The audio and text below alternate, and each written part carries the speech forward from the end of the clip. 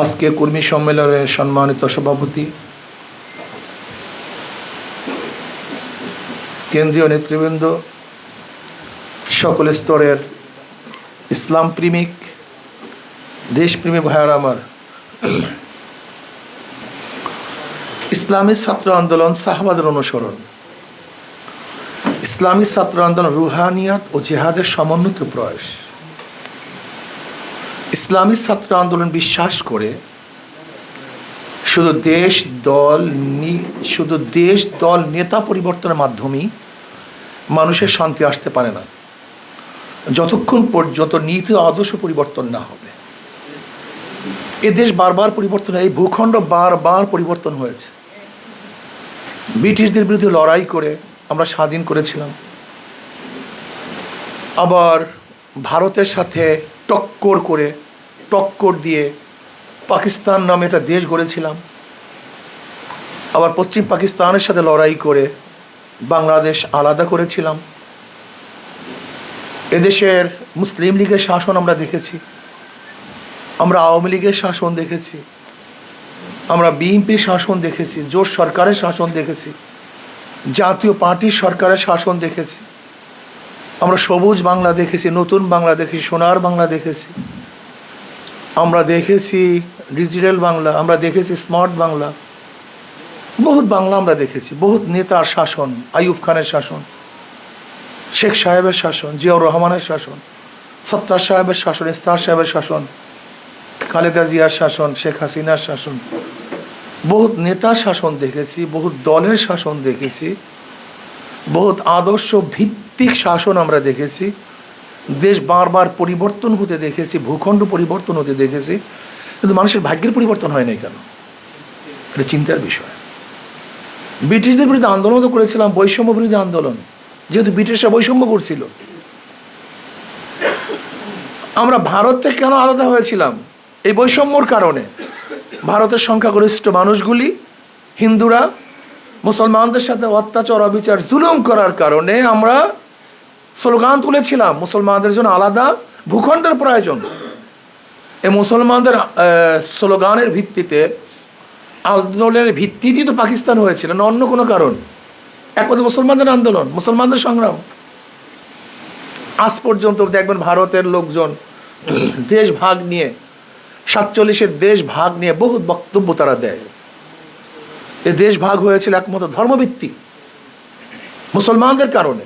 এটা সংখ্যাগরিষ্ঠ মুসলমানদের দেশ, এ দেশ অন্য কারণ না, এটা মুসলমানদের দেশ। দেশ মুসলমানদের অধিকার সবার, কিন্তু আমাদের মাথার মধ্যে ঢুকানো হয়েছে ধর্মনিরপেক্ষতাবাদ। অথচ 71-এর স্লোগান তো ধর্মনিরপেক্ষবাদের কোনো কথাই ছিল না। 71-এর পাকিস্তান থেকে আলাদা হওয়ার সেই স্লোগান কি ছিল? সাম্য, মানবিক মর্যাদা, সামাজিক ন্যায় বিচার। কোথার থেকে ধর্মনিরপেক্ষবাদ নিয়ে এসছে? আমরা ছাত্ররা অনেকেই জানি না যে আসলে 71-এর স্লোগান জাতীয়তাবাদ ছিল না, 71-এর স্লোগান গণতন্ত্রবাদ ছিল না, সমাজতন্ত্রবাদ ছিল না, ধর্মনিরপেক্ষবাদ ছিল না। এই যে 72-এর সংবিধানের মূল 4টে স্তম্ভ, এই 4টে স্তম্ভ সংযোজন করা হয়েছে, চাপিয়ে দেওয়া হয়েছে। কে চাপিয়ে দিছে? ভারত। ভারতের সংবিধানের মূলনীতি কয়টা? 4টা: গণতন্ত্রবাদ, ধর্মনিরপেক্ষবাদ, জাতীয়তাবাদ, সমাজতন্ত্রবাদ। এই 4টা হলো ভারতের সংবিধানের মূলনীতি। ঠিক হুবাহু ভারতের সংবিধানের মূল নীতি আমাদের উপরে চাপিয়ে দেওয়া হয়েছে, তারা চাপিয়ে দিছে। তার মানে ভারতের সংবিধান আমাদের সংবিধান এক। ওরা হলো সংখ্যাগরিষ্ঠ হিন্দু, আমরা হলো সংখ্যাগরিষ্ঠ মুসলমান। 92% মুসলমানদের দেশ। এটা তো স্বাধীন হয়েছিল মুসলমানদের কালেমাকে উড্ডয়ন করার জন্য, ইসলাম হুকুমাত কায়েম করার জন্য, কোরআন ও হাদিসের আইন বাস্তবায়নের জন্য। কিন্তু আমরা পারি নাই, ব্যর্থ হয়েছিলাম। আমরা কি হয়েছিলাম? ব্যর্থ হওয়ার কারণ কি জানেন? অধিকাংশ ছাত্ররা জানে না আসলে ব্যর্থ হওয়ার কারণটা কি ছিল। আমরা মুরগির কাছে, সে ভামের কাছে, শ্রীগালের কাছে মুরগি বর্গা দিয়েছিলাম। আন্দোলন করেছি আমরা, সংগ্রাম করেছে। আজ ব্রিটিশের বিরুদ্ধে আন্দোলন করে মুসলমান আলেম ওলামারা সবচেয়ে বেশি রক্ত দিয়েছে, সবচেয়ে বেশি। 80,000 আলেমকে হত্যা করা হয়েছিল ব্রিটিশ হটাও আন্দোলনে। 80,000, এক দুইজন না, 80,000 বাংলার মাদ্রাসাকে ধ্বংস করা হয়েছিল। 1,000 মাদ্রাসা ভারতে ধ্বংস করা হয়েছিল। চাকরি চর থেকে শুরু করে খায়বার পর্যন্ত এমন কোনো গাছ ছিল না যে গাছের মধ্যে একজন আলেমকে ফাঁসিতে ঝুলানো হয় নাই। সবচেয়ে বেশি ত্যাগ ছিল আমাদের। আপনি দেখেন এখনো ইন্ডিয়ার যে খাম্বার মধ্যে ব্রিটিশ হটাও আন্দোলনের যতগুলি নাম লেখা হয়েছে, এর মধ্যে সবচেয়ে বেশি নাম কাদের? মুসলমানদের সবচেয়ে বেশি। মুসলমানদের আন্দোলন করে পাকিস্তান নামীয় একটা দেশ গড়লাম, অথচ আমাদের দেশে এখন মুসলমানরা সবচেয়ে বেশি বৈষম্য শিকার, সবচেয়ে বেশি। এর মধ্যে সবচেয়ে আরো বেশি বৈষম্য শিকার আলেমরা। এখানে মুসলমানদের আইন বাস্তবায়ন হয় না, মুসলমানরা পোশাক দিয়ে চলতে পারে না, মুসলমানরা ইবাদত করতে পারে না, মুসলমানদের টুপি নিয়ে এখনো অনেক প্রতিষ্ঠানে ঢুকতে পারে না, মুসলমানদের দাড়ি রেখে অনেক প্রতিষ্ঠানে চাকরি হয় না, সুন্নতি জামা পরে অনেক জায়গায় যাওয়া যায় না, মুসলমান মেয়েরা বোরখা পরার কারণে হাজারো প্রতিষ্ঠানে তারা চাকরি করতে পারে না। এমনকি ঢাকা ইউনিভার্সিটি, যে ইউনিভার্সিটি নওয়াব সলিমুল্লাহ রহমতুল্লাহ আলাই 600 একর জমি দান করেছিলেন, কেন? মুসলিমদেরকে শিক্ষা দেওয়ার জন্য, মুসলিমদেরকে উচ্চ শিক্ষা শিক্ষিত করার জন্য। আপনারা সবাই জানেন যে 1911 সনে সলিমুল্লাহ রহমতুল্লাহ আলাই ঢাকা ইউনিভার্সিটি করার জন্য প্রস্তাব দিয়েছেন ব্রিটিশদের কাছে। কিন্তু ঢাকা যেন ইউনিভার্সিটি না হয় এর জন্য ক্যালকাটার হিন্দুরা 41 বার দরখাস্ত করেছে ব্রিটিশের কাছে, 41 বার আন্দোলন করেছে। গড়াই মাঠে রবি ঠাকুরের নেতৃত্বে সভাপতিত্বে সেখানে জনসভা হয়েছিল যেন ঢাকায় ইউনিভার্সিটি না হয়। কেন? এই অঞ্চলে মুসলমানদের সংখ্যা বেশি, যদি ঢাকা ইউনিভার্সিটি হয় তাহলে মুসলমানরা শিক্ষিত হয়ে যাবে। আপনি চিন্তা করতে পারছেন হিংসা কাকে বলা হয়? আর এরা আমাদেরকে সাম্প্রদায়িক সম্প্রীতি শিক্ষা দেয়। যারা ঢাকা একটা ইউনিভার্সিটি করতে বাধা দেয়, এরা আমাদের সাম্প্রদায়িক সম্প্রীতি বাণী শোনায়। এদের থেকে আমাদের সম্প্রদায় সম্প্রীতি শিখতে হবে। চিন্তা করতে পারছেন আপনি? যাই হোক, ইতিহাস বলার সময় নেই। 1911 সনে প্রস্তাব দেওয়া হয়েছিল ইউনিভার্সিটি করার, কিন্তু ওদের বাধার কারণে পারে নাই। 1921 সনে সেই ইউনিভার্সিটি হয়েছে। কার জমিতে? মুসলমানদের জমিতে। সব জমি মুসলমানদের। নওয়াব সলিমুল্লাহ রহমতুল্লাহ আলাইহির এই BUET medical college, Dhaka university, গোটা এরিয়া সব জমি নওয়াব সলিমুল্লাহ রহমতুল্লাহ মুসলমানদের শিক্ষার জন্য। ভারতে হয়েছিল আলিগড় ইউনিভার্সিটি, স্যার সৈয়দ আহমদ রহমতুল্লাহ আলাই, জি রশিদ আহমদ গঙ্গুর রহমতুল্লাহ একই ব্যাচের ছাত্র। স্যার সৈয়দ আহমদ রহমতুল্লাহ আলাই আর রশিদ আহমদ গঙ্গুর রহমতুল্লাহ একই ক্লাসের, দেওবন্দের ছাত্র, মানে একই জামাতের। মামলুক আলী সাহেব রহমতুল্লাহ আলাইয়ের ছাত্র দুজনই। তখন তো দেওবন্দ প্রতিষ্ঠিত হয়নি। তো দেখেন, ওখানে করেছে মুসলমানদের শিক্ষার জন্য, এখানেও মুসলমানদের শিক্ষার জন্য। যদি ইখতিলাফ ছিল আলিগড় ইউনিভার্সিটি নিয়ে তৎকালীন সময়, কিন্তু সৈয়দ আহমদ রহমতুল্লাহ আলাইয়ের চিন্তা ছিল এই যে মুসলমানরা যদি এখন কিছু ইংলিশ বাংলা না জানে তাহলে ওদের সাথে আমরা প্রতিযোগিতায় পারবো না। দর্শন ভিন্ন ছিল। হজরত কাসিম নামজুর রহমতুল্লাহ আলাই একই ব্যাচের ছাত্র ছিলেন।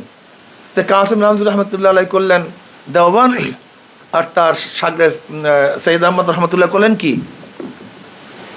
আলিগড় ইউনিভার্সিটি। এইদিকে নওয়াব সলিমুল্লাহ রহমতুল্লাহ প্রস্তাব দিয়েছেন ঢাকা ইউনিভার্সিটি করার জন্য।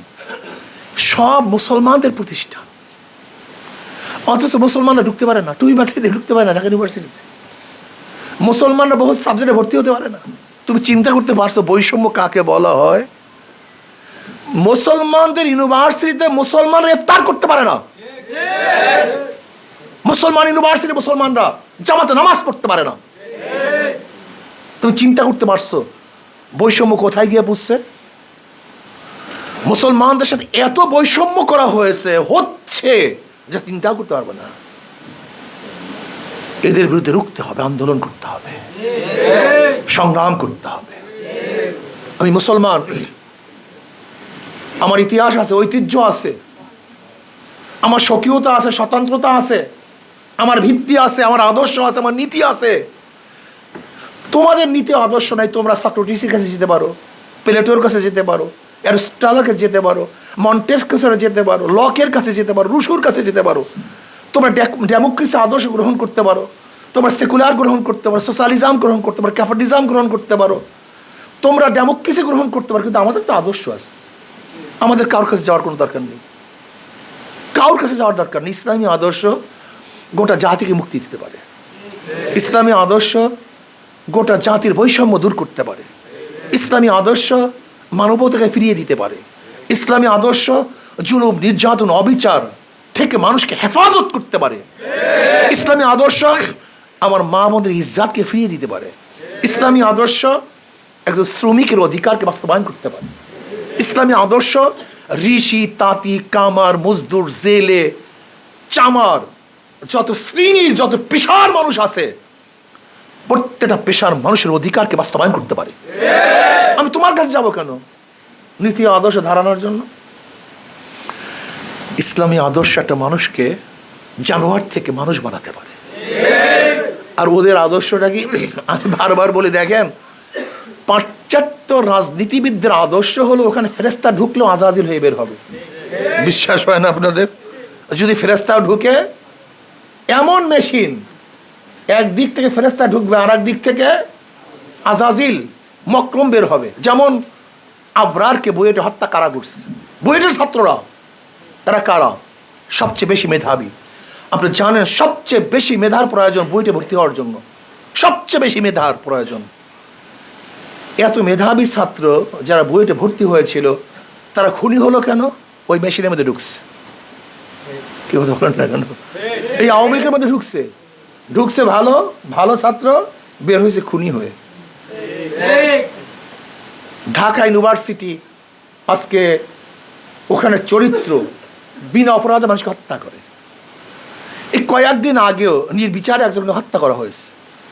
এরা ভালো ভালো ছাত্র, ঢাকা ইউনিভার্সিটি ভর্তি হওয়ার জন্য কত মেধার প্রয়োজন আপনারা সবাই জানেন। কিন্তু সেখানে খুনি হবে কেন? অস্ত্রবাজ হবে কেন? চাঁদাবাজ হবে কেন? সেখানে গাঁজাখোর হবে কেন? সেখানে মদ্যপায়ী হবে কেন? সেখানে টেন্ডারবাজ হবে কেন? সেখানে তো ভালো ভালো চরিত্রবান মানুষ হওয়ার কথা ছিল। এরা তো ভালো ভালো মেধাবী।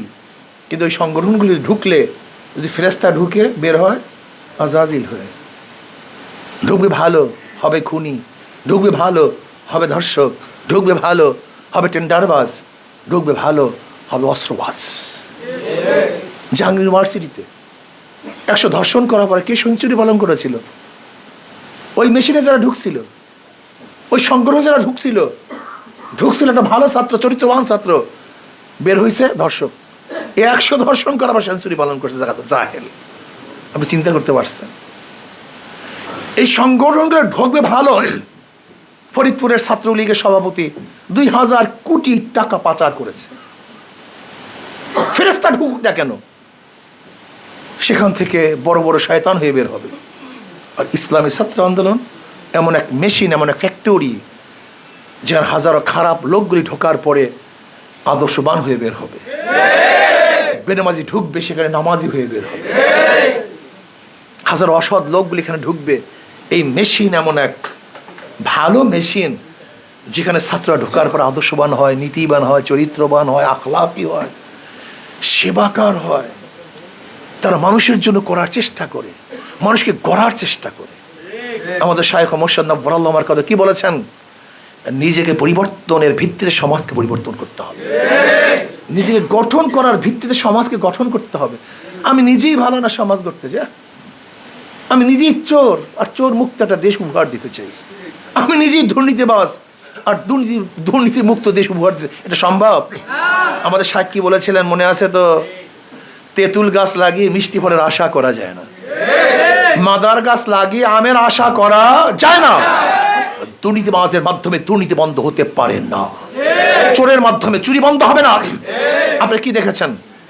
5ই আগস্ট আন্দোলন করেছিলাম, সংগ্রাম করেছিলাম দুর্নীতির বিরুদ্ধে, বৈষম্যের বিরুদ্ধে, চাঁদার বিরুদ্ধে। অথচ আমরা কি দেখলাম, কি দেখেছি? 5ই আগস্টের পরে আবারও সেই চাঁদাবাজি, আবারও দখলদারি, আবারও সেই সমস্ত চলতেছে। কারণটা, এর কারণ কি? এই চাঁদাবাজি করার জন্য আমরা আন্দোলন করেছিলাম, সংগ্রাম করেছিলাম, রক্ত দিয়েছিলাম, জীবনের মায়া ত্যাগ করে রাস্তায় ঝাঁপিয়ে পড়েছিলাম।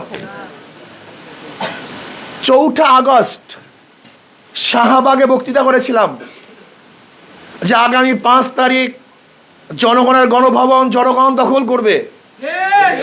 এই বক্তৃতা কবে ছিল? 4 তারিখ বিকালে।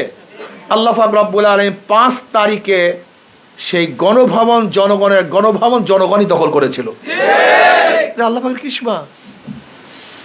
আমরা কি চাঁদাবাজি করার জন্য, আবার নতুন গুন্ডা আনার জন্য, লেন্টুর পরিবর্তে ফেন্টু আনার জন্য, এক চাঁদাবাজের পরিবর্তে আর এক চাঁদাবাজ আনার জন্য না। এর জন্য আমরা আন্দোলন সংগ্রাম করিনি।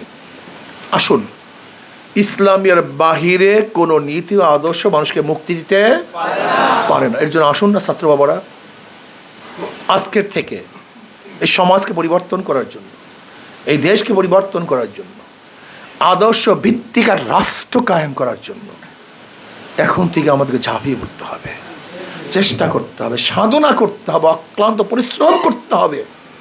সর্বোচ্চ সাধনা ব্যতীত এটা সম্ভব না। আজকে এখানে যারা আসছেন সবাই দায়ী হয়ে যান, সবাই দায়ী হয়ে যান।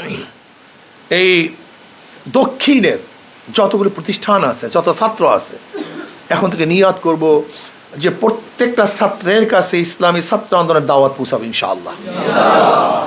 সময়কে বন্টন করেন, নিজামুল আওকাত করেন।